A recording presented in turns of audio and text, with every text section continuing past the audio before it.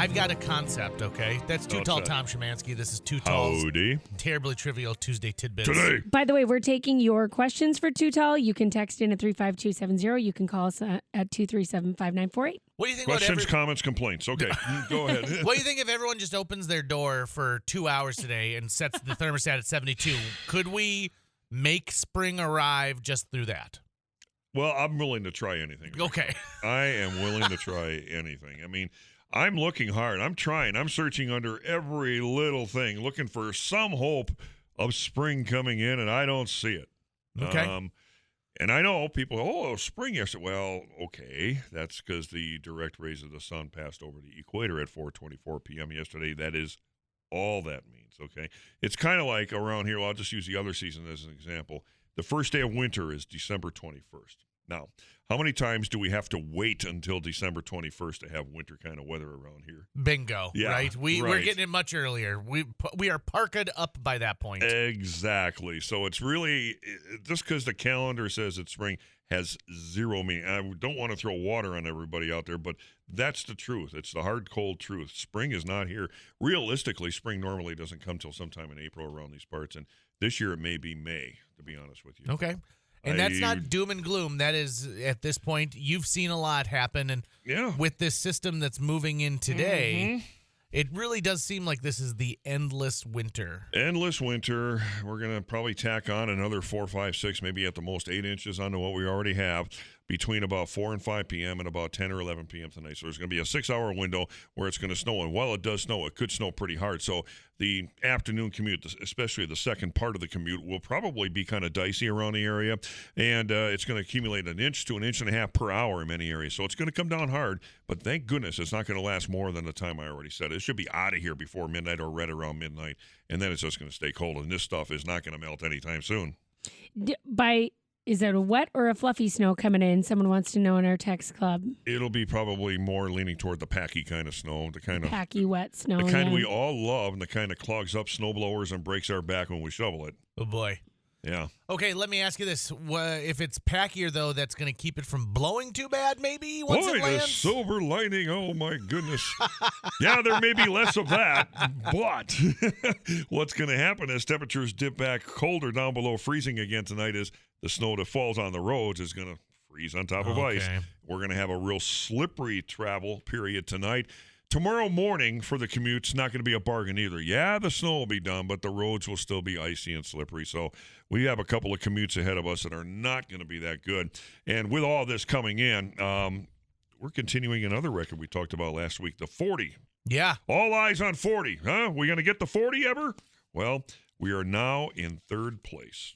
Third place? Tied for third, 132 days in a row since it's hit 40, which, oh, by the way, was on November 9th, way back in time, and we tied 1893 today.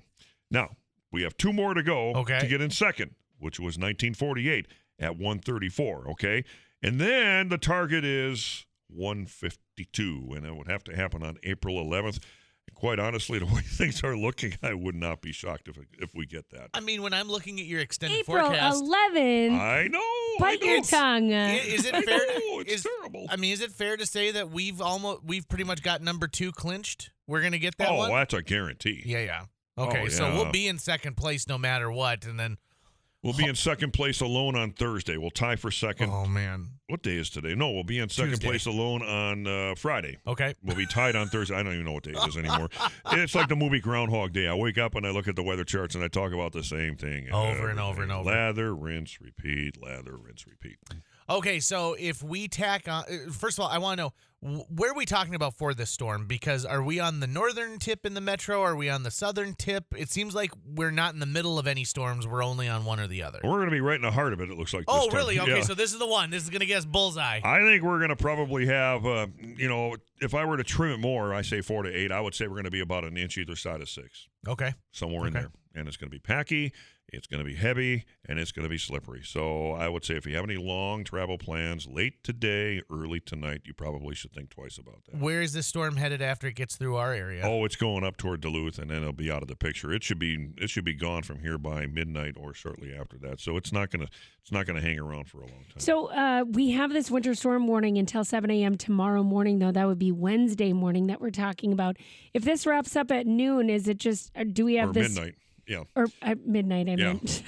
I know what you're going to ask. Why is it still in effect till 7 a.m.? Yeah, yes. Well, a lot of times when they issue these warnings, they're taking into effect the after effects of the storm, the slippery roads that'll be from the leftover snow and the ice, and the road crews getting out and removing the snow. So that's why it's in effect until 7 a.m. All right, we got a call here. Do you think this is the type of storm that could cause the interstate system to close down? Oh, I saw that. You're not DOT. Right. I'm not DOT, but Right. a lot of times in order to close the roads down, you have to have the combination of wind and snow. That makes it worse.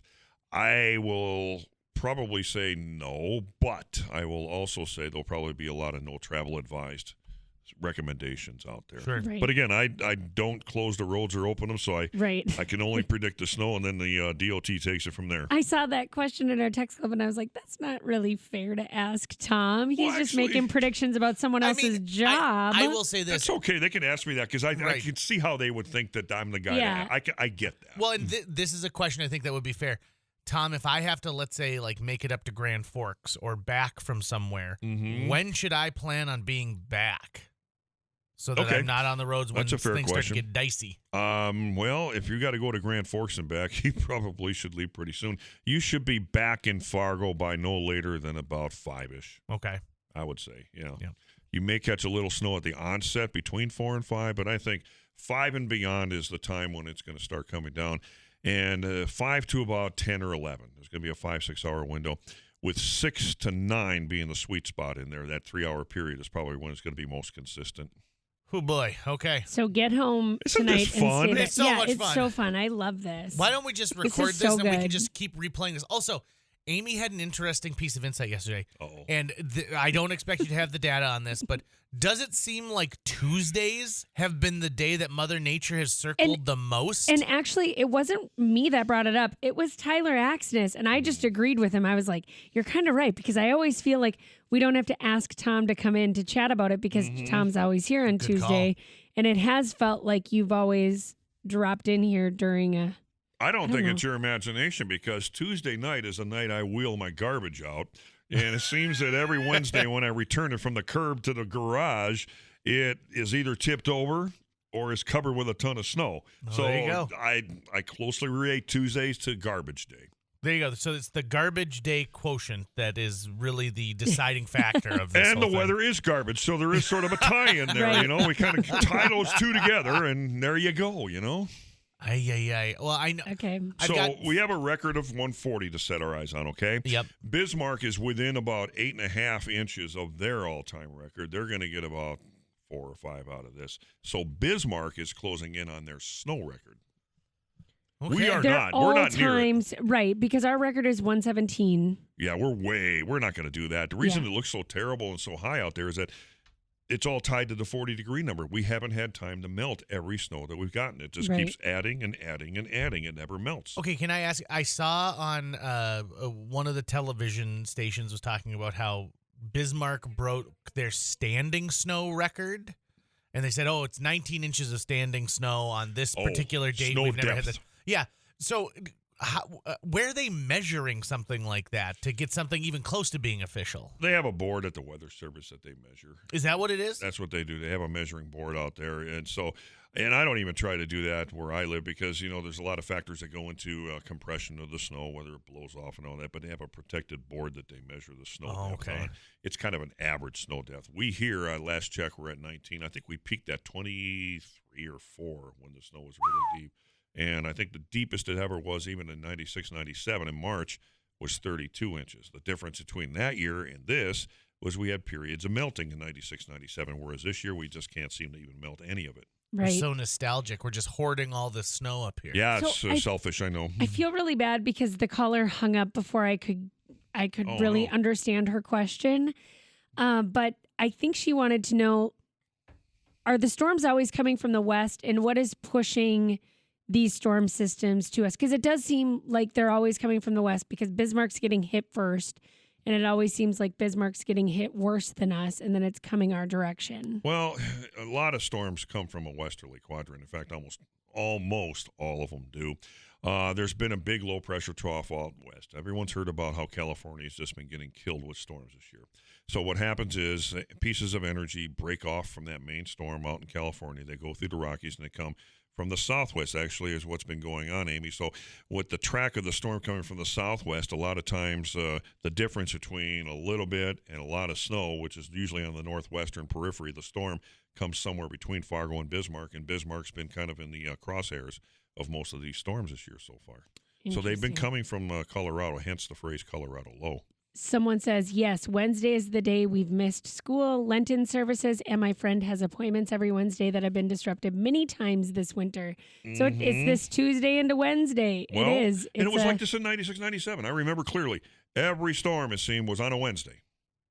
Yeah. What is going on Wednesday? And I remember that because I was doing daily weather, and it always seemed together. Wednesday. So I got to the point where I was doing extended forecasts, and I would have Wednesday at the far right of the graphic, the furthest stay away.